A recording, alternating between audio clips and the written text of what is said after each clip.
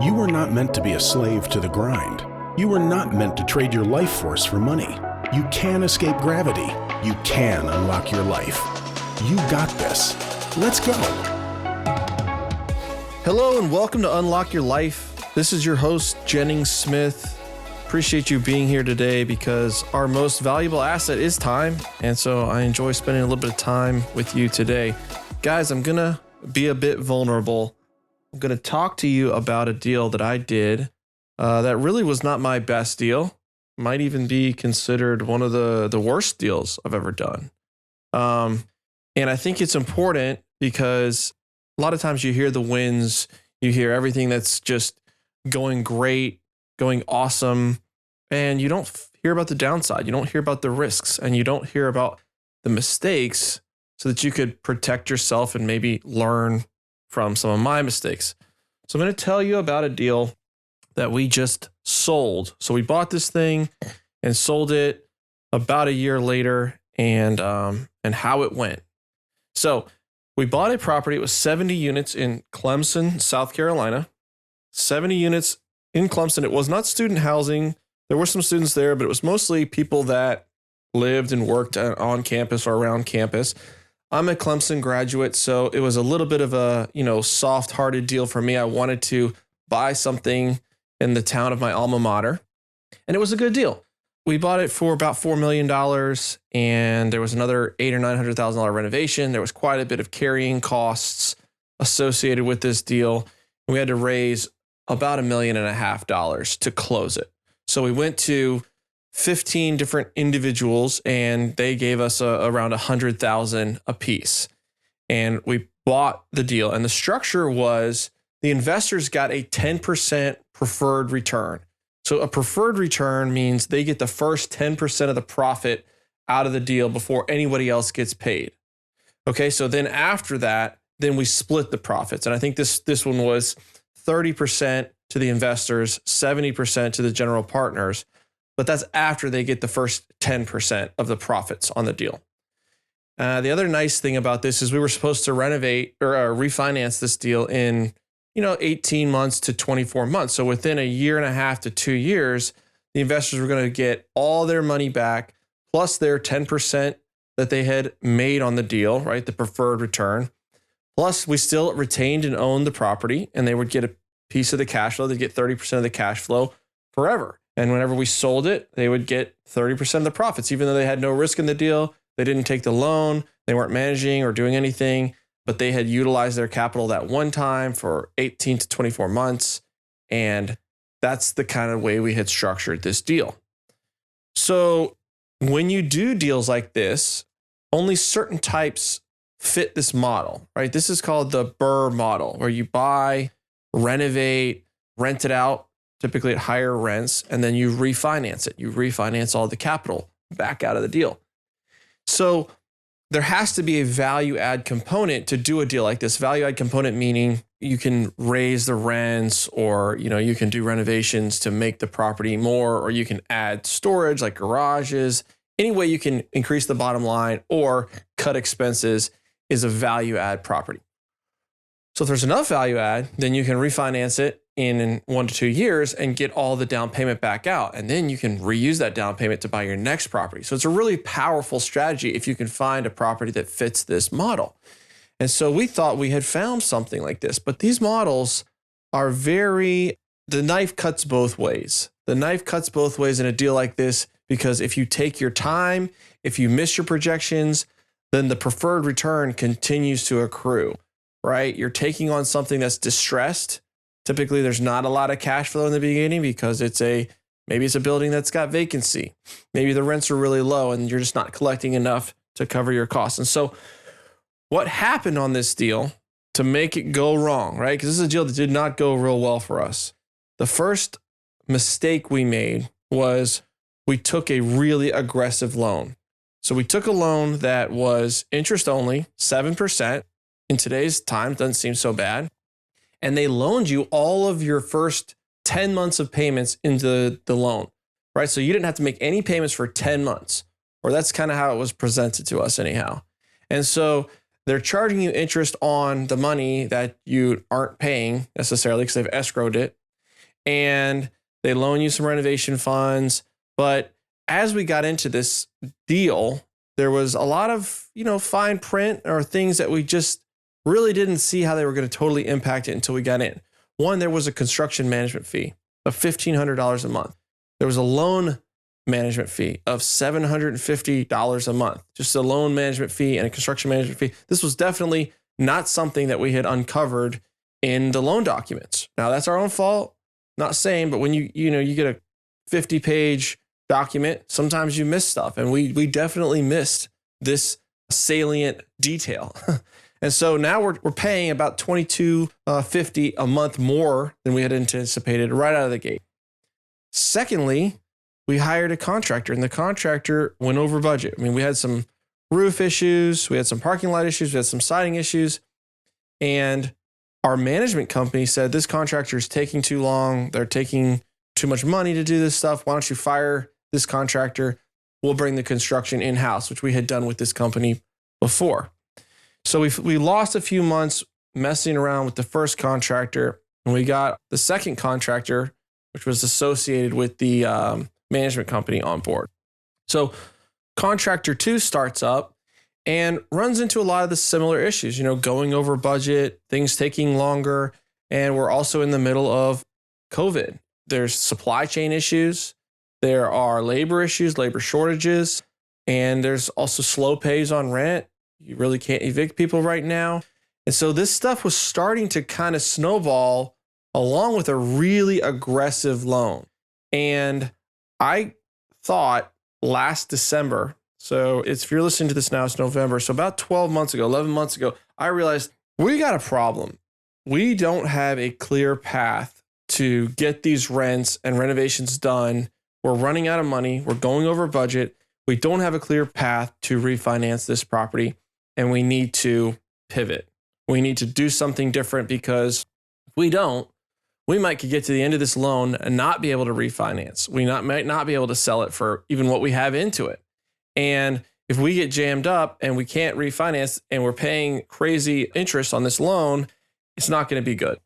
So back in December, I started to really get focused on this. And I want to say I freaked out, but I really didn't freak out, more so than just look, let's take this scenario out 8 months. And let's see when this grace period where we're not having to pay any payments is over, and we see our payments jump up by $35,000 a month, we've got to really, really make progress, and we cannot miss a step. Okay. And so we're pushing on the management company, pushing with the contractor to get this stuff done.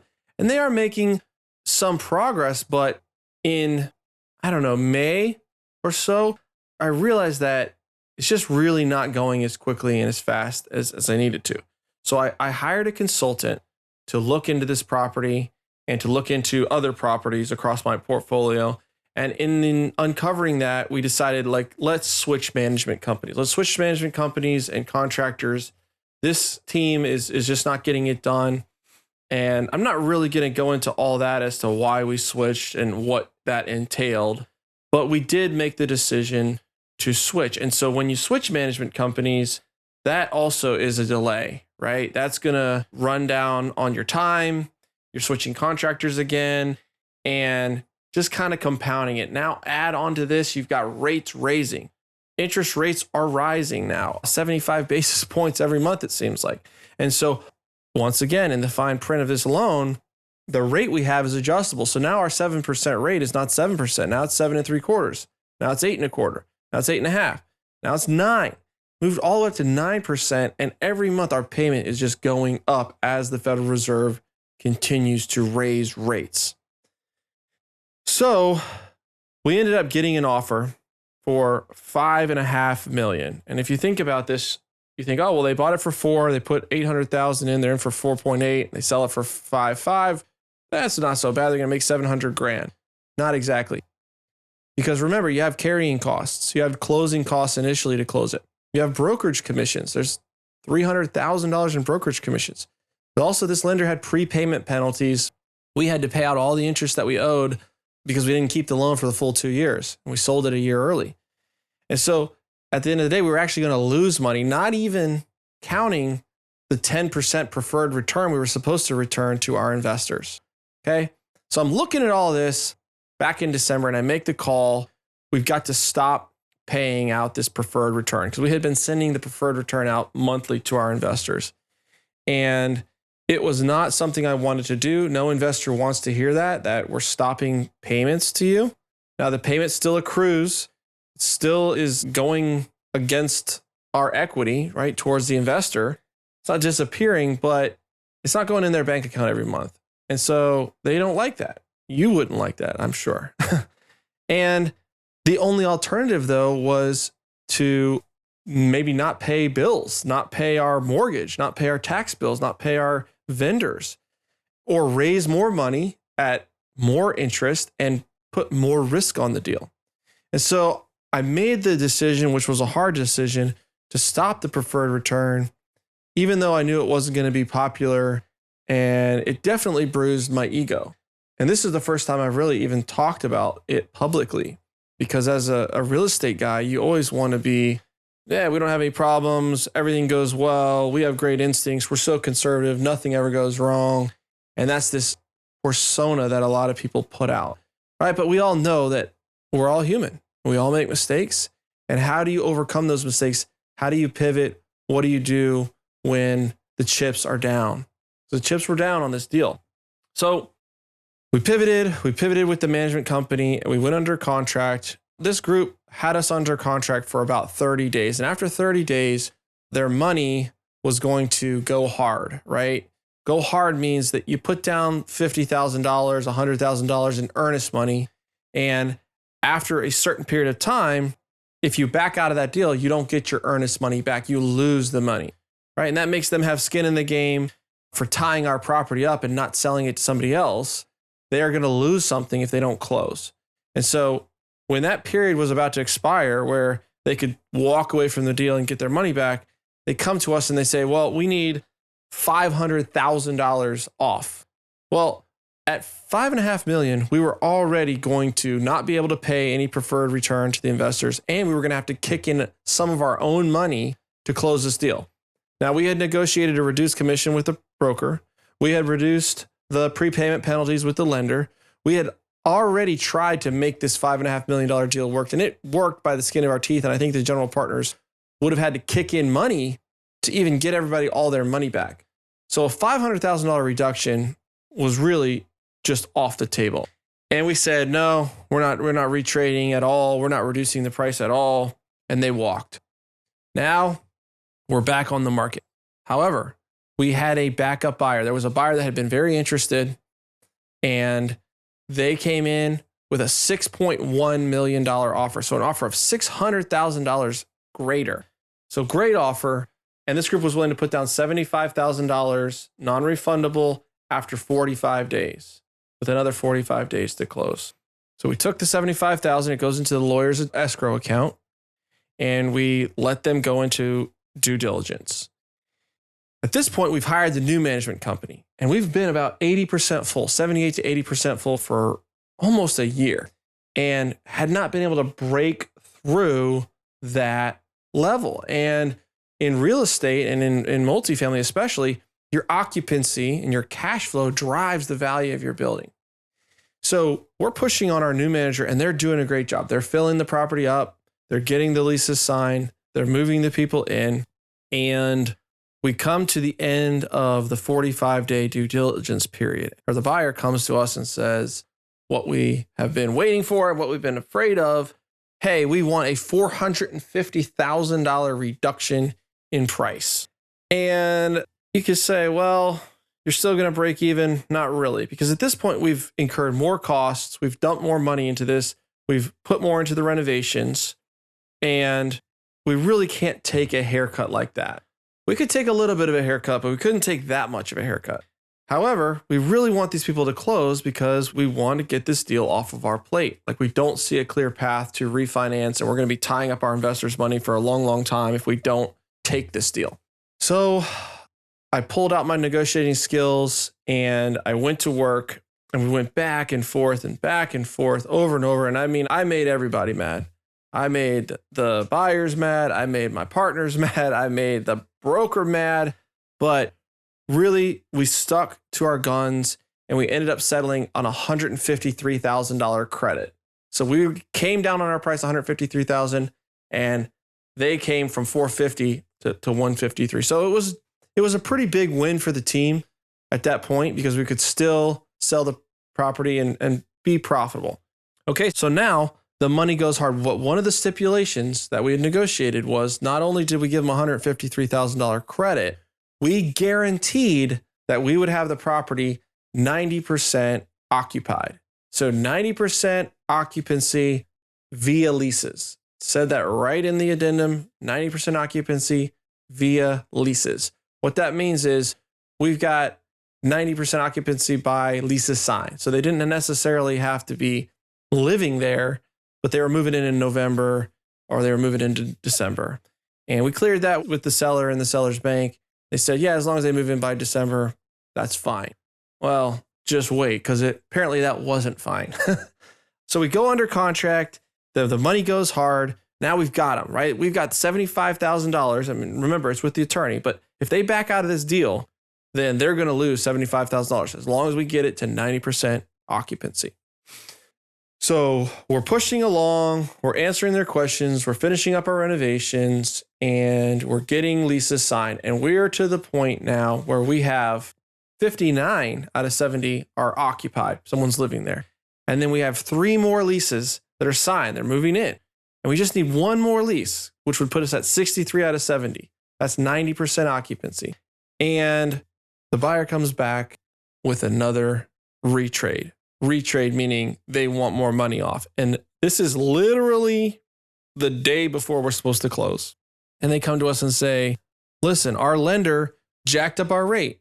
Our lender isn't honoring the rate that he told us. And it's going to cost us, $250,000 more in interest. And you have to pay that because you didn't get the property to 90%. You say, whoa. What do you mean we didn't get the property to 90%? We only got 1 more lease and we're going to sign that today or tomorrow. And our contract has until the end of the week. Like, we're going to hit the 90%. It's not our fault. They say, well, we don't care. If you don't do it, then we want our $250,000 off this property. And if you don't do it, then we're going to walk. We're going to walk and leave you high and dry. And I said, well, fine, go ahead. I'm going to keep your $75,000 because we're going to bring it to 90% occupancy. And we did what we said we were going to do. And you're backing out. And I'm not giving you $250,000 off. I'm sorry about the Fed. I'm sorry about the banks. That's not my problem. That's not my fault. Well, there's 2 sides to every argument. We all know that, right? And how they see it was different than how I saw it. How they saw it was we didn't get it to 90% because it wasn't 90% occupied. And that's why the bank wouldn't honor the loan. The real reason, though, is because the bank wanted a higher rate. That's the real reason. The bank was looking for any excuse. They had quoted them too low of a rate. The rates had gone up and they needed to raise the rate on their borrower. And they were just using me as a scapegoat because we had the lender agree to leases, that it didn't have to be physically occupied. But whatever, because now we're looking at, we either negotiate with these guys or we walk. And if we walk, they're going to argue that they should get that $75,000. And we're going to argue that we should get the $75,000. And we're going to have to hire lawyers and we're going to have to sue each other. And it's going to turn into a big, long, drawn out mess, like a year-long deal to get this money. Plus, we really haven't solved our problem of selling Clemson, which is what we really want to do. But if we took this reduction, we're now looking at bringing money to the deal, not making any money, but bringing money to pay our investors off. And we really didn't want to do that. So we went back and forth, and the sellers conceded to come down to $125,000 off. And I was like, no, absolutely not. I had offered them $50,000. They said no. I mean, they came down to $125,000, but we're still a good ways off, $75,000 off. And it really looked like this deal was going to die. I felt like I had an airtight case to get that $75,000, but apparently they thought they could get the money too. And like I said, it was going to be drawn out and still not close the deal. And so the broker calls me, and I can be hard-headed sometimes. The broker calls me and he offers to reduce his commission by $25,000. And the other side of the broker reduced his commission $25,000 as well. So they're dropping it 50 grand. All I got to do is come up $25,000 more. So basically take 75K off the purchase price again. And we've got a deal. So I spoke with the team and we all agreed and we got it closed. I think the next day we signed all the documents and the bank funded and we got it closed. And at the end of the day, we walked away with getting all the investors their money back, clearing off our bills, and returning the investors maybe like a 5 or 6% preferred return. So they made a little bit of money on the deal, and their money was only tied up for a little over a year. So not a whole long drawn out process. But at the same time, it was a super stressful period. I had to stop the preferred return. My pro forma, I was telling the investors they were going to make 15 to 20%. I missed that by a long shot. And in some cases, you could say this was a failure. But, you got to think about what happened, what transpired. I'm dealing with multiple contractor issues. I'm dealing with COVID. I'm dealing with supply chain issues. I'm dealing with crazy escalating prices. I'm dealing with the Fed raising rates 75 basis points every month. I'm dealing with occupancy issues. I'm dealing with switching management companies. And so we fought through all of that and ended up returning the money and a small profit. And after the deal was closed, we had a Zoom call with all the investors. So I invited all the investors to jump on a Zoom call with me and Yaden, my partner, and my cousin. And we were going to break down the deal. And we told them, everything that happened. And we had been communicating with them all along just so they could ask questions. And we got a positive response from every single one of those investors. Every single one of those investors, they still like us. They still trust us. And they saw how we reacted when the chips were down, when our backs were against the wall, and how we didn't bury our head in the sand. We didn't give up. We didn't get stressed out and stop taking their calls and stop communicating with them. We kept putting one foot in front of the other. And the end result was not what we wanted, not what they wanted necessarily, but it wasn't a horrible outcome either. Could have been a lot worse. And we lived to fight another day. They've got their capital back in their bank accounts. And if they want to place it back with me, they can. If they want to place it with another deal, or they want to just leave it in the bank account. But it's safely there. And that's one of the main rules of investing. Don't lose money. It's really important to preserve that capital and not lose money. And it's really important to be transparent with your audience, with people that are listening to you out there teaching and telling them this is how you do it, and to show them the stuff that doesn't always go the way you hoped it was going to go, to show them the downside, to show them the negative, the white underbelly of the way that things can go. It's not all butterflies and unicorns and Lamborghinis and yachts. It's hard, nitty-gritty work sometimes, and pushing through that and laying your ego aside. So I wanted to tell you guys this story of our Clemson deal, and we did end up escaping it by the skin of our teeth and returned the money. We returned a little bit of profit. And it's taken a lot of load off my mind, because the other option we had would have been to keep it and hold it for a few more years, refinance it or sell it. And I think that, we would have been okay doing that too, but I don't know that we would have returned much more than just the investors' capital, even if we kept going. And I didn't want to tie that money up for them. So that was the executive decision we made as a team, was to let's just take the price, close it, and move forward and close them in and get them into a better deal. So hopefully that story resonates with you and it gives you a little bit of insight into the inner workings of how some of these deals really, really go down, and those conversations that happen in the boardrooms behind closed doors when you're losing $10,000 a month and you're having to have capital calls and the general partners are having to chip money in and you can't pay the preferred return like you had hoped to do with your investors. And what do you do in a situation like that? And you just got to keep swinging. What's the next right thing? What's the next best thing? What's something that I can do to regain control of this situation and put myself in a best light, in the best situation, in the best way to get this money back to the investors? That's what I got for you guys today. I appreciate you. If you enjoyed this show, I'd love to see your review. I'd love to see your review on Apple or iTunes or wherever you listen to the podcast. Shoot me a message. Tell me you're listening. It means a lot to me. I know there's a lot of people listening. We're getting I think 2,000 downloads a week now on this podcast, which is really cool. And you're a part of that. And I appreciate you being here. So if I can help you in any way, reach out to me and don't forget to unlock your life. Thanks.